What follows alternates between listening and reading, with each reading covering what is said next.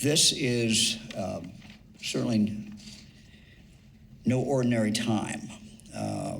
It's important for us to take aggressive action to protect Ohioans. And the actions that we take now will, in fact, save lives.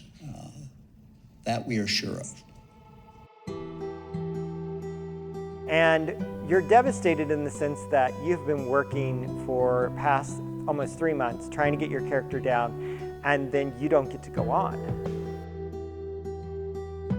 We sort of had this feeling of dread that there were going to be a lot of organizations that were not going to survive this. We put a sign on our door, said, "See you in a week," and then it feels like, we never saw them again. It just wasn't going to go anywhere. The coronavirus wasn't going away, it was just getting worse, and we finally had to make that decision. We postponed everything thinking, okay, we'll get back to this. And then this carried on another year. Then we wondered, are we going to be able to survive?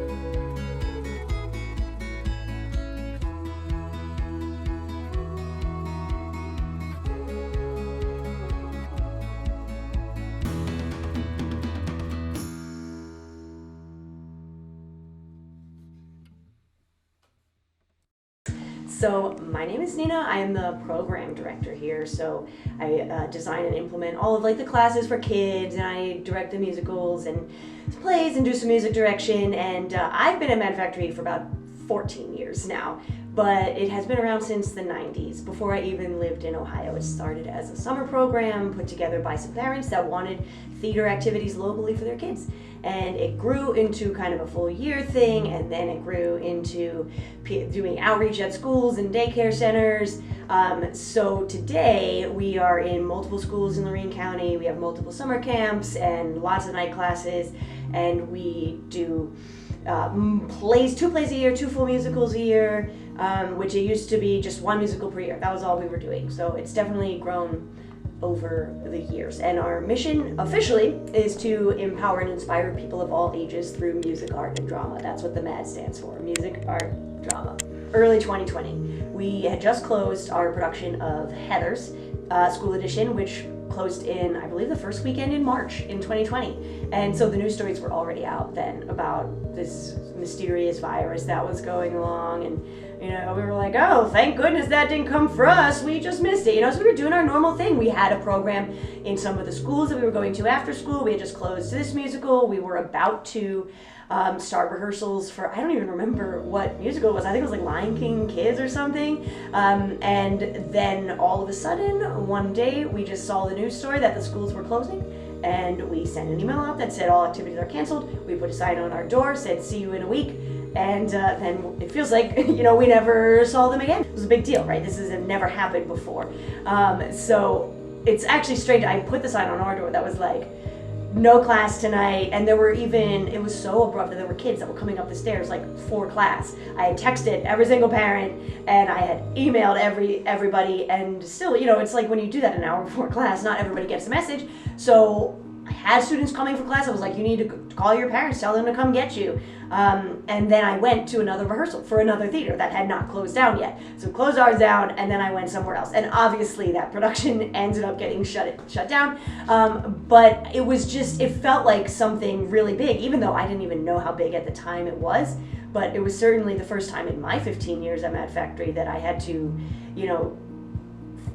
follow the lead of the schools and the government. I had never been advised by the government to close our programming for time. So I was feeling really I don't want to say anxious or nervous, because again, I didn't know what it was going to lead to. But I definitely internally it was almost this sense of, wow.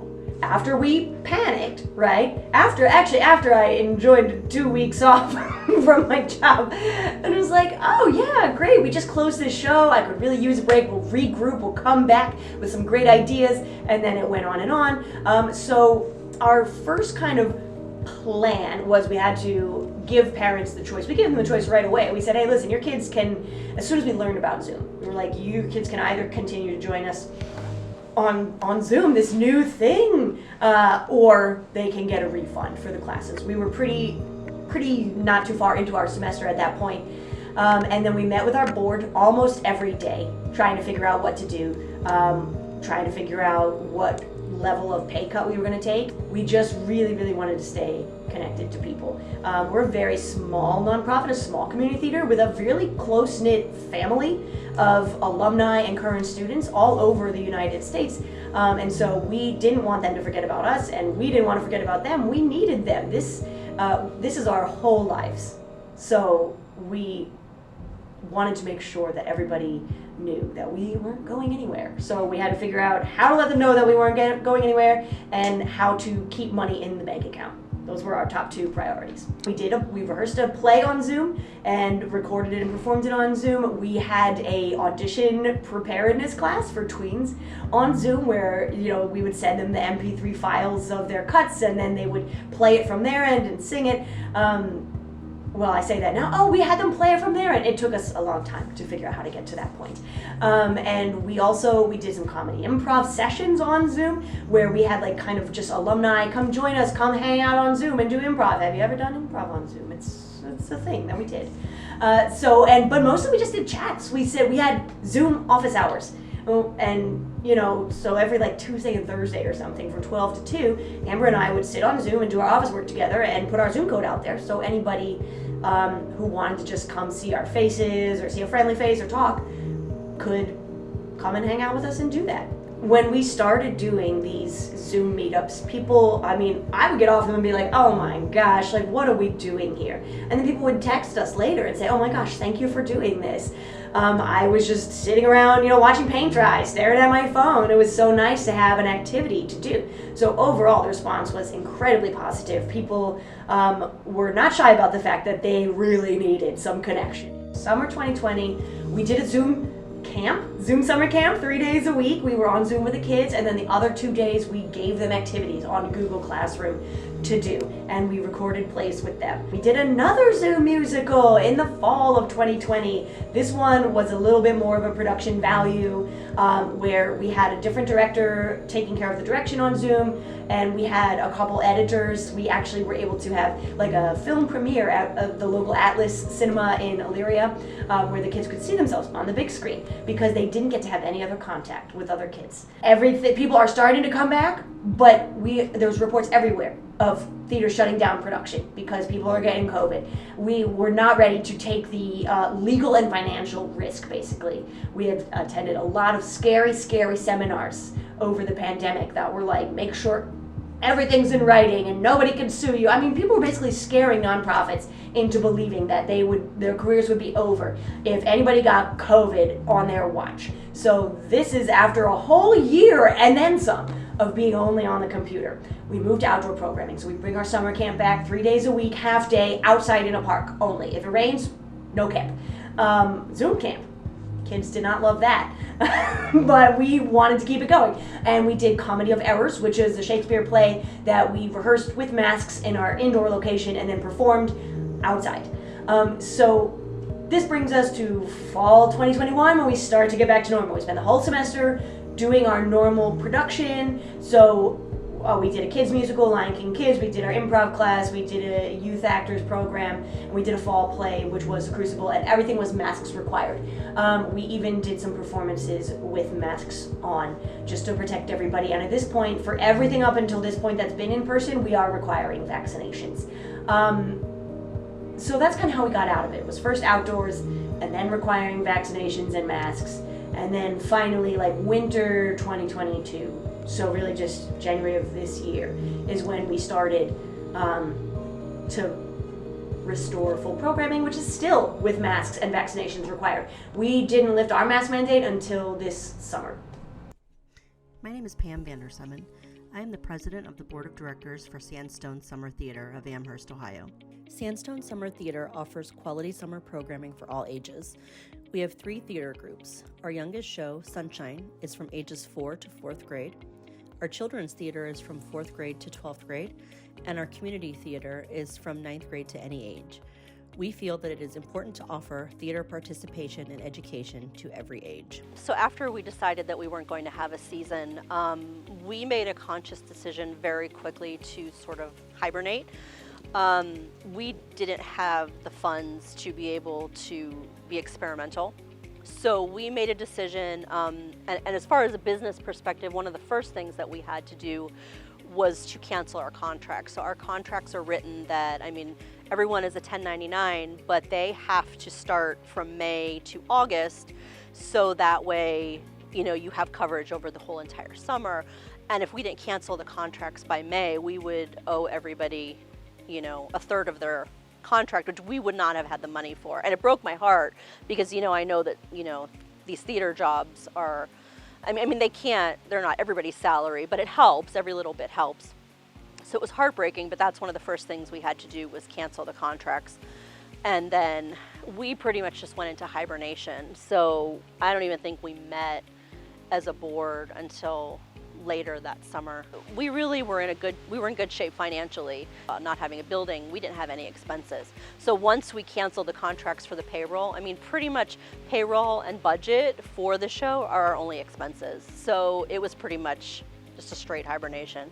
We never considered doing anything else. We weren't sure we could recoup the costs, and if we couldn't, it would have been detrimental to us. Like, we can't afford to lose money to something that we didn't know if it would be successful or not. We actually came to a show here at this venue.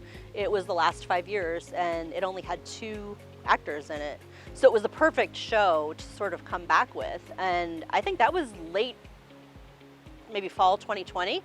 And it was good. At that point, we knew that being outside was better, and it was, healthier. So I think at that point, everybody was more accepting that being outside was better for not catching COVID.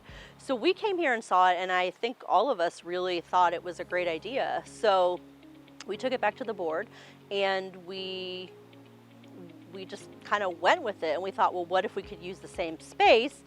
We could, hopefully by the following summer, some of the restrictions would be even more, less restrictive, and we could do a bigger show, and not big. We never considered doing a huge show because by virtue of the space, you couldn't. There were going to be a lot of challenges to being outside.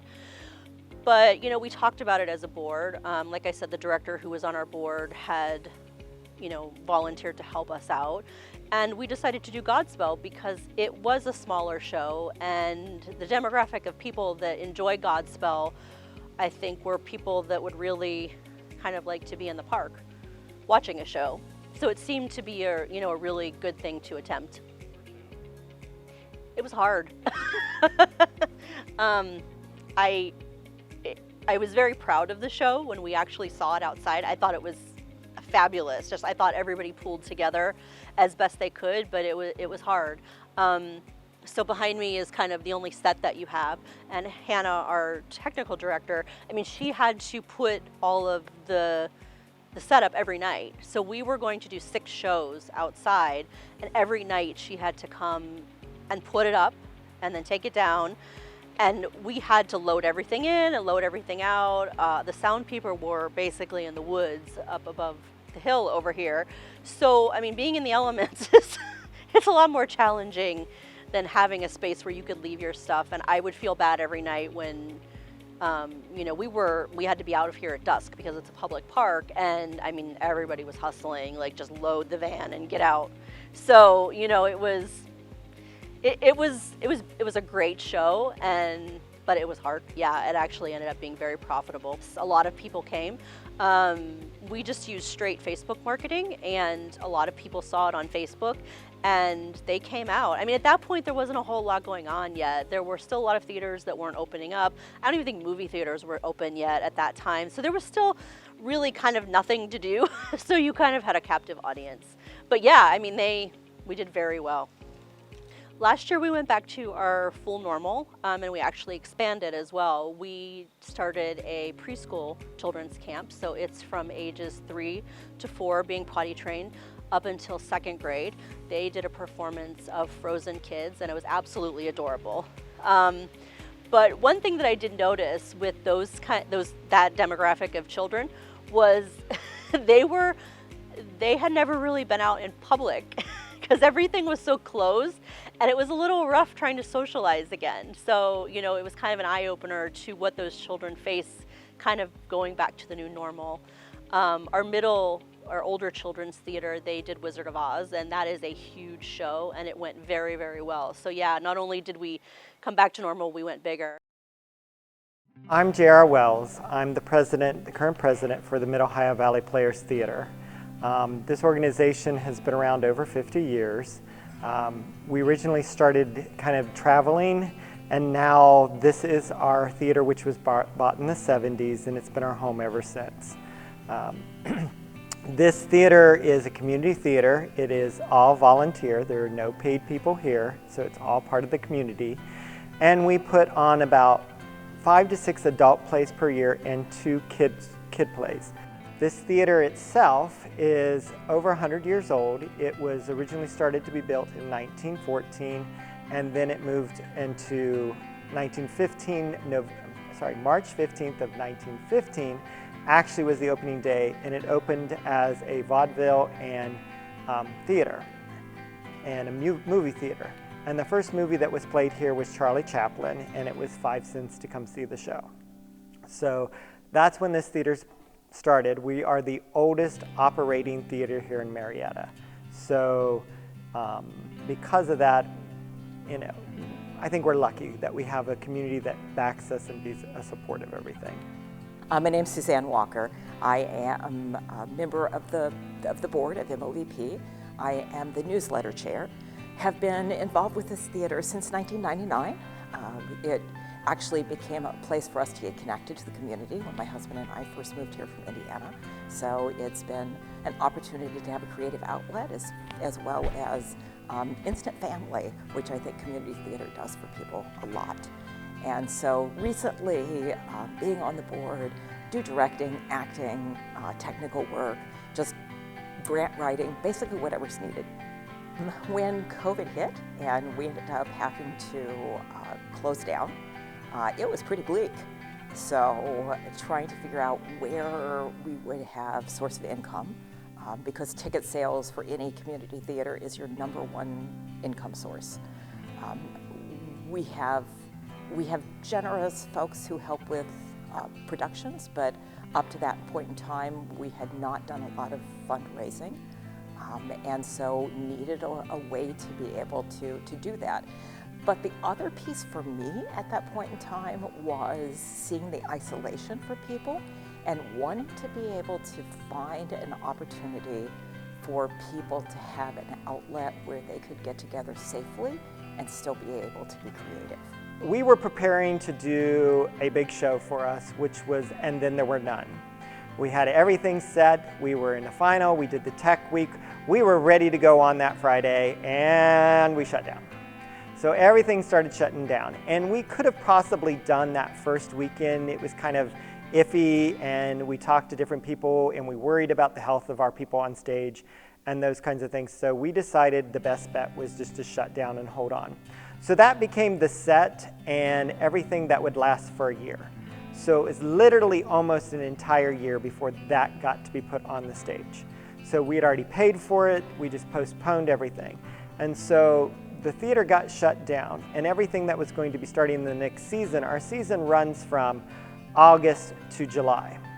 So everything that was going to be in the next season was expensive shows. So we decided to put off that entire season for a year so that we could put royalty-free shows and different things up when we could. I think at the beginning, everybody thought, oh, it'll be a month, right? It'll be at the most 2 months.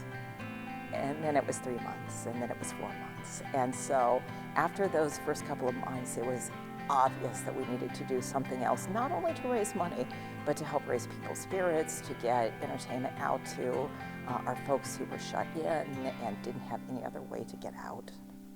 And so I was very lucky.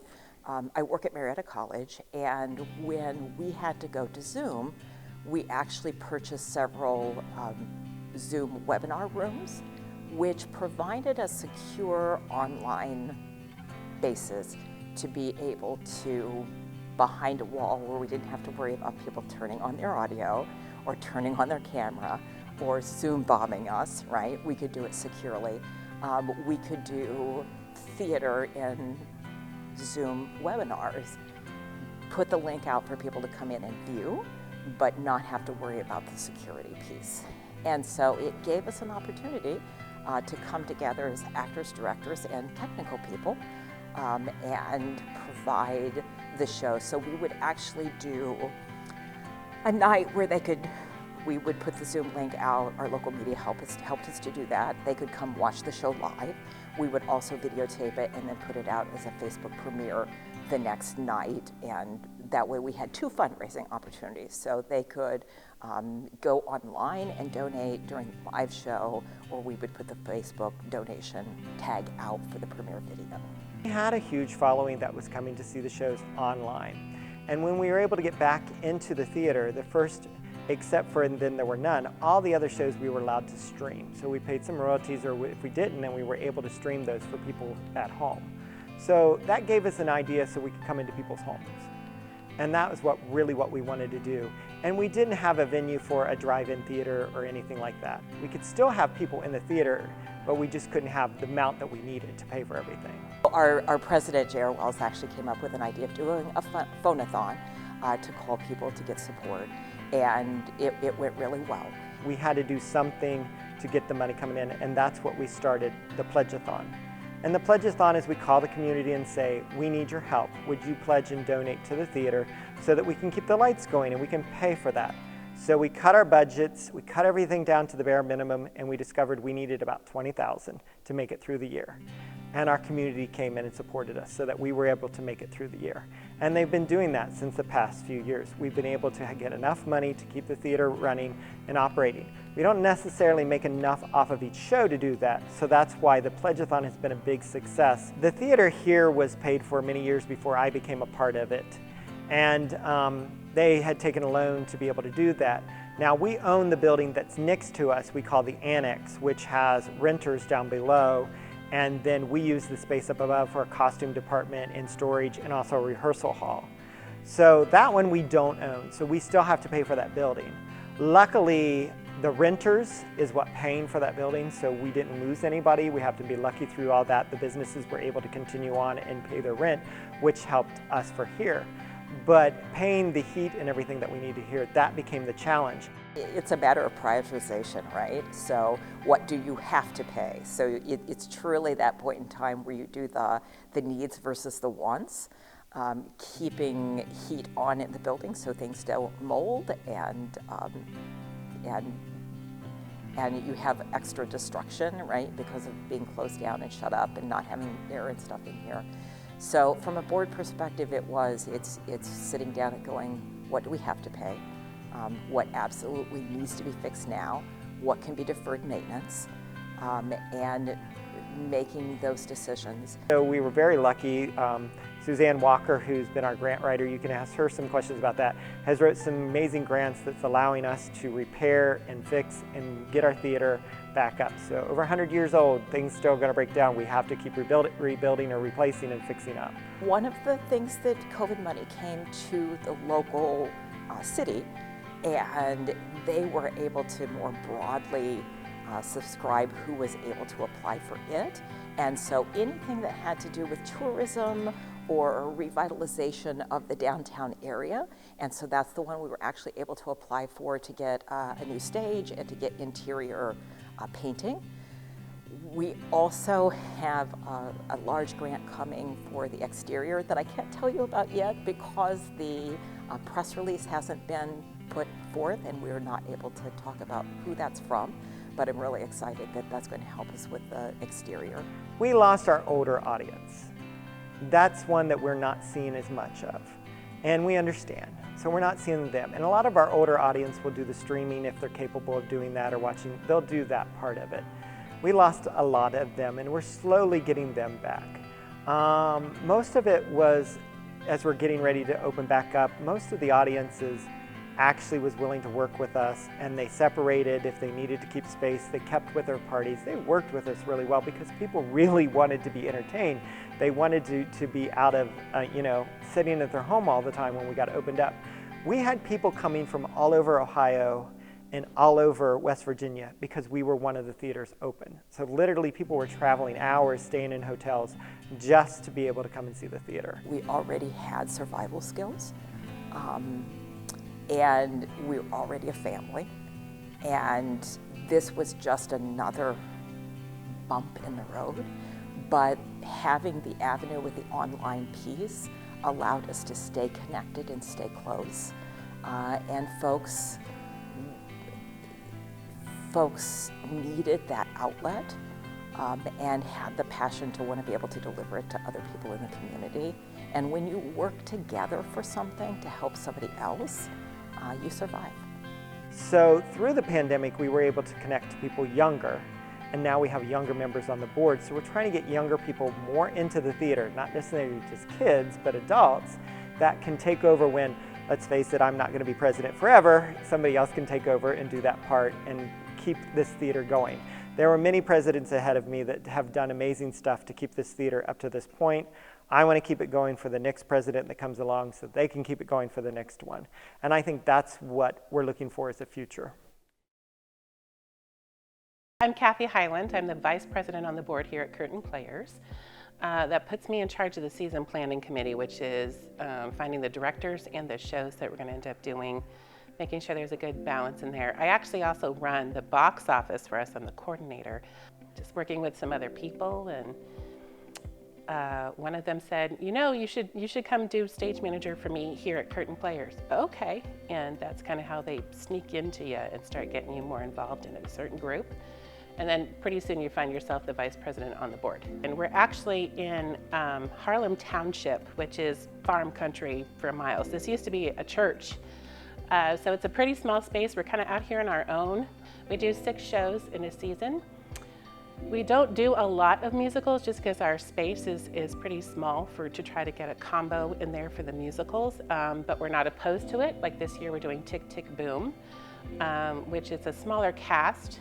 But as we were just talking about, we also did Titanic here, which was 45 actors and a massive show. So it's really just about trying to use this space for everything that it's got in there to tell those stories well. January, February of 2020, before the world froze, we were in rehearsal for, we were on stage with one show, it was already up, and the second show that was gonna start its performances near the end of March was already in rehearsal. So it was like life as normal. There was no, I started to hear a little bit of grumbling on TV about this coronavirus thing that might be coming kind of stuff. And I was like, well, we'll see. And then March came, and we're getting close to Tech Week here at this show, and we're starting to hear more about it. The governor's gonna make this announcement here soon. And Sunday, that all of that was gonna go into effect, was gonna be the start of Tech Week for the show that we were starting. It was a beautiful little show called Fireflies. And we had to shut it down. We are also very lucky that one of our patrons, they had given us $50,000 to start a capital campaign. They came out of nowhere. And so we had already decided that 2020-21 season is when we were gonna do the rest of the capital campaign to raise the rest of the money. They gave us $50,000 to start with, and then said, I will give you another $50,000 to match, up to another $50,000 to match what you raise. So we had been wanting to redo the green room back here for decades now. So we had to jump at this chance. So not doing shows in 2020 was not really an option for us because we had to get the word out. We needed to be able to do this capital campaign. We had to come up with options. We had to figure out what to do to try to keep us going in there to be able to get this capital campaign underway and to make sure people knew we were still here and how important theater is. Everybody was starting to figure out how important the arts were. We were like, well, this is a great way. We own our own space. We don't have to pay attention to what anybody else wants to do with their space because we're not renting it. We don't have rent to pay other people. We just have our taxes, and we have our taxes. Like we still have to have money coming in, so we got to figure out a way to do that, to make it happen. One of our patrons as well, they love doing movies in their backyard. We're like, perfect, drive-throughs. That's just, and we have our own parking lot out here as well on the side of the building. We're like, well, let's figure that out. That's cool. We've got our own space. We've got this great parking lot. We could at least get another 15 cars in there if we stack them right and 3 different rows, and so they're not one in front of the other. That's at least another 30 people seeing those shows. And it still gets them outside. It's kind of, we think about it like summer theater around here. And that was just really fun. It was a different kind of atmosphere. But it was just like people could get out and still be out in the fresh air, or they could just be in their car if they wanted to. But like we had to keep the shows going. There just wasn't, not doing shows wasn't the option. We had a gentleman who has his own production company, and he is retired from CBS. He was the floor manager for the news, ran the whole entire thing, set up all the cameras, and it was amazing. We had a great time with it. The actors thought it was amazing as well. Especially during curtain speech, we tried to acknowledge that we had cars out in the parking lot. And so they would make noises and honk and the whole 9 yards, and it just kind of like created a whole different atmosphere. The winter shows that we couldn't do the drive-in for, we put those, live streamed them as well and put those online to try to keep us out there as much as possible for everybody. And I think that's one of the cool things that happened, is that we have people who have families in other cities, other states. They were like, finally, my aunt and uncle are going to get to see me in a show because it was now streaming. And it was like, we thought that was a great effect of the whole entire thing going on. This season as well, we've done a lot of the same things. We've tried to have them still separated out, social distancing in the theater when they come in. Auditions were still the same way. We're going to take like at least 5 of you up on stage at the same time, space you out. And so we've definitely kept some of those protocols in place. We're still spraying down the building at the end of the night, the whole entire building where everybody is, and just encouraging people to stay as safe as possible. There's still hand sanitizer everywhere. And we still just encourage people who were like, if you're not comfortable doing theater yet, then good for you. Don't come out. We'll gladly take you back. When you feel comfortable again and you feel like things have settled, we raised $35,000 of that extra 50 going on in there, and they not only matched that $35,000, they gave us another 10 on top of that, because it was like a Herculean effort. They're like, you did this during a pandemic and you raised $35,000? Yeah, we'll give you more. That was awesome. So just, again, it goes with that support, and how do we support each other through all of that? Art's going to find a way to make itself known. It's going to get out there. My name is Era Wise, and I'm with the Ohio Community Theater Association. I am a board member, and I'm also their volunteer administrative assistant. OCTA, as we know it, has been around since 1953. It was originally formed by a group of 16 theaters. And they did that for the purpose of education and the mission of providing community theater to everyone. And that mission is held out through the years. And this year, 2023, we will be celebrating our 70th Platinum Jubilee, which we are very excited about. The association covers all 88 counties in Ohio, and we are consisted of member community theaters. That means anyone in the state of Ohio that is a community theater can become a member of OCTA. I think life itself is truly boring without community theater. It really is, because I think during the pandemic, I think people realized how much they missed the arts and community theater, even professional theater. People were, that was one of the things that people got back to as quickly as they could. The blessing out of all of this was our community theaters. They supported us. They continued to pay their membership. They continued to communicate, go to meetings via Zoom, because that's the only way that we were able to have meetings. And there was a lot of great conversation about moving forward. How can we keep going? What can we keep doing? And how we could keep helping those community theaters that were struggling.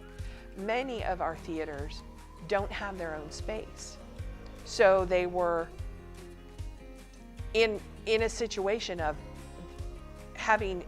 doing a show, and then the next show continuous is how they earn money and able to survive.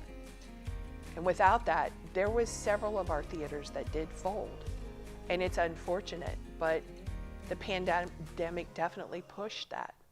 This was October of 2019. We closed on this building and we were like, yay, we're gonna have shows here now in our new building. It's a church in Lorraine that we are renovating into a theater slowly but surely. And then we closed down and started losing a lot of revenue. So you still got to pay those bills with nothing going on here. And that was the real challenge for us, I think, for this theater. And we're over 100 years old. We have things that fall apart, we have things that break. A few were getting grants. I think the biggest thing is because everyone was shut down, not just community theaters, but businesses in general that would normally provide grants, that things kind of come to a standstill. Now, there were grants out there that were provided if you had employees, but community theaters don't have employees. We're all volunteers. The one thing that hindered us was most of the grants that were available were for payroll. They wanted to make sure that, and rightly so, they wanted to make sure that people were taken care of with their salaries, because a lot of people lost their jobs for a very long time, and it was devastating. So most of the grants that were available were not applicable to us. One of the things was as things were shutting down and government funding was coming up, and being the grant writer, main grant writer for MLVP, I went online for everything. And it's like, oh, we can get relief here. No, we can't. Oh, maybe we can get relief here. No, we can't. Because every grant that was out there, you had to have someone on the payroll. There's ARPA funds, American Recovery Plan Act.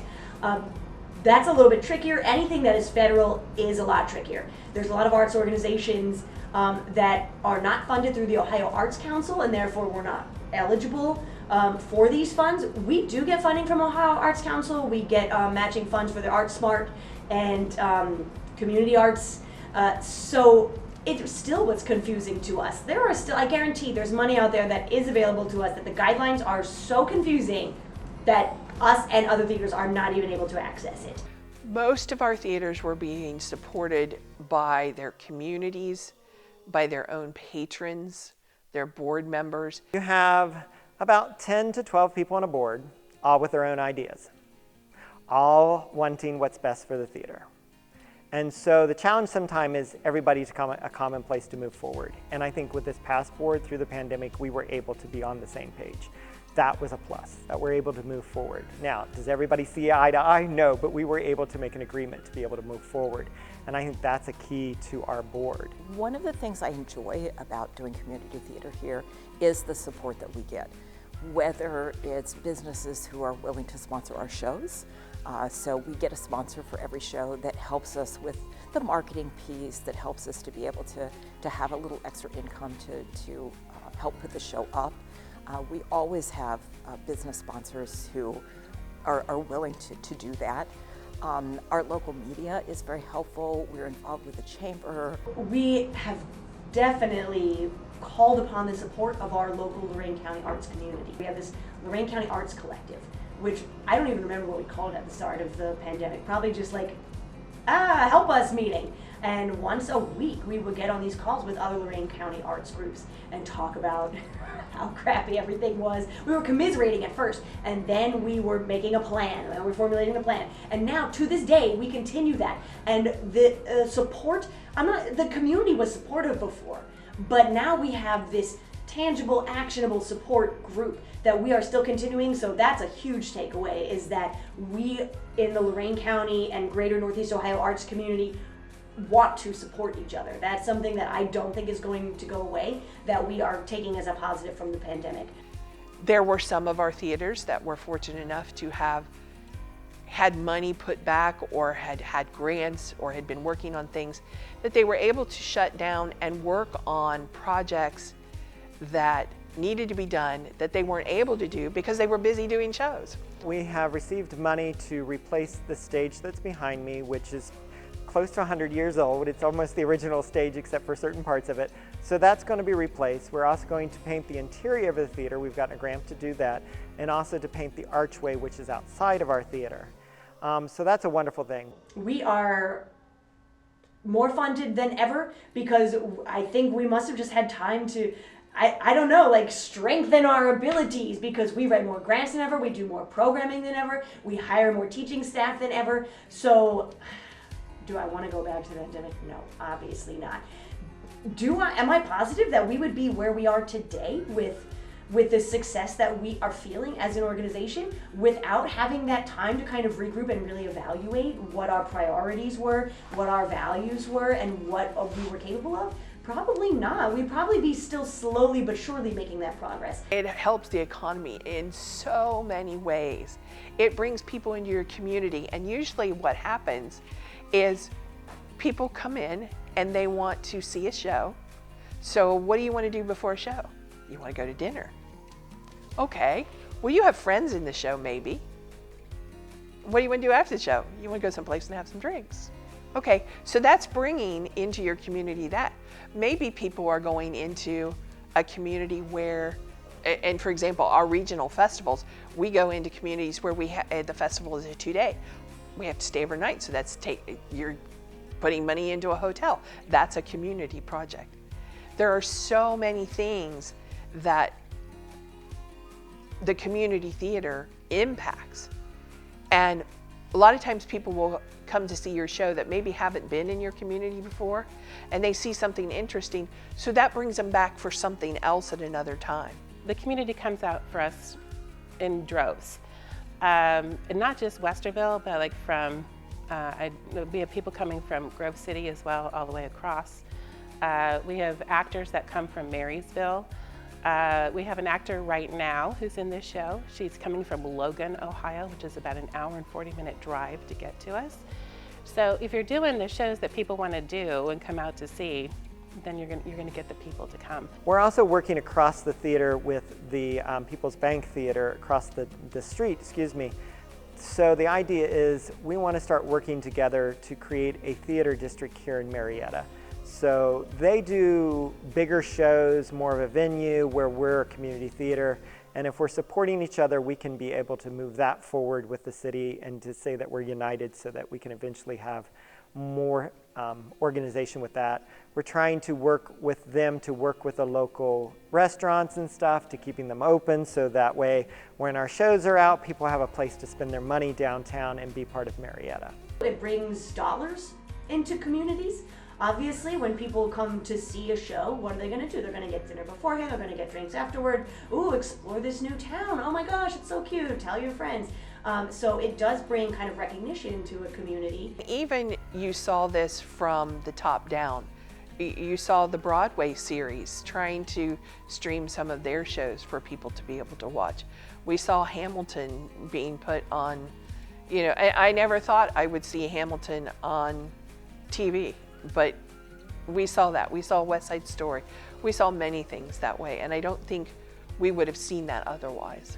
Zoom honestly allows us an avenue to be more inclusive and meet everybody's access needs, because now if somebody wants to take an in-person class but can for some reason, before we would have been like, oh, I'm so sorry, like here's some other options maybe. Now we can be like, okay, well, we'll set you up on the computer in your chair here and you can participate. So people maybe with compromised immune systems who still aren't going out, or if they, want to, if they're just anxious or just have a reason that they can't get somewhere, we can still use what we learned in the pandemic to be more inclusive. We started bare bones in Zoom, no backgrounds, nothing, just turned our cameras on, right? And for the purpose of bringing in a little entertainment and giving actors a chance to do. But then we got sound people involved. We got people involved finding backgrounds to be able to use with cameras, so our scening folk got to be involved. We had 6 different directors. We had over 25 people in cast, and we had a following. So every week the newspaper would say, "What are you doing next?" And we would have people across the county and local counties. We had a couple people from California. Mental health was a huge thing during pandemic because of all of the isolation. It's not about making the money. It's about having a good experience and having people join in that experience and share that out. The isolation for people and wanting to be able to find an opportunity for people to have an outlet where they could get together safely and still be able to be creative. I would say probably in Ohio, I would say 90% of the theaters have survived. It might be by the skin of their teeth, and then there are others that are doing gangbusters. But there are those few that have had to close down for many reasons, some of it being financial, some of it being venue issues, others just changing the dynamics of their theater. I think it will allow us to be broader minded in the thought process of how we do things and be a little more willing to experiment and not always rely on that, but that's the way we've always done it. I think it has definitely, I know for me, it has changed me in that respect. And I have been involved in the Ohio Community Theater Association since 1987. It's a long time. And I've seen a lot of things happen over the years. I've seen a lot of things change. And I know that statement has come out of my mouth before, but that's the way we've always done it. We can't do that anymore, and the pandemic has shown us that. There has to be more than one way to do things. And we have to adapt to it, and we have to adapt to people. And if we want the people to come, we have to come to them too. And I think the pandemic has brought all of that to the forefront and made us think about it, so that therefore we can change, so that therefore theater doesn't die. I think it's diversifying what we do, right? Getting our venue in a place where we can rent it out. So that's one of the things we're excited about. Painting, we're excited about the new stage. We are the only theater this size in our area. So People's Bank Theater across the street is a very large venue. And so it's hard to have intimate kinds of acts in there. And so Marietta College has been interested if our venue is able to support. Marietta College doesn't have a place for choir and band. We don't have that kind of stage. And so the opportunity to have this more intimate theater for those kinds of avenues, so trying to get it to a point where we can actually rent it out more so that we're bringing in those revenue streams. Just trying to think outside that box as much as we could for those kinds of situations, and what can we do inside the guidelines they've given us, and what else can we do? Okay, we're still allowed to be outside, so we were willing to look at those options, but we were also willing to say, nope, we can't do that show, that's not safe. I think the people that do community theater have always had challenges. I mean, I don't know of, I mean, here in Lorain County, I can only speak to the, theaters that I know about. Nobody has a huge amount of money in the bank. I mean, we're all surviving, even without a pandemic. We're fortunate in this area that there's actually a lot of arts that go on, and so there's a lot of competition. So the resources are kind of, with people in your productions, with people who are working for you, it can be tight sometimes. So I think all of us are used to being scrappy and doing with little, so it kind of wasn't really a big leap for us. I mean, it was worse, but it wasn't unheard of. We've all had shows that just weren't resonating with our audiences, that we've had to just pick it up and start over. Community theater has survived and always will survive because, at least here in Northeast Ohio, it's really built on the basis of like coming together to make it work, right? If you've ever been in a community theater show, you know that you're an actor. No, you're not. You're a set painter now. Oh, what's that? You came to do the light design? Oh, do you want this walk-on role? Do you want this bit part? Everybody does something in community theater, and it's really about creating that family, and the end goal, people are working towards a goal. So community theater, whether that goal is putting on a good production or impressing the audience or feeling like you overcame a fear or feeling like you accomplished your personal acting goal, there's still an end game in mind. And so I think that's probably why it survived, because so many people love it so much and they couldn't let it go.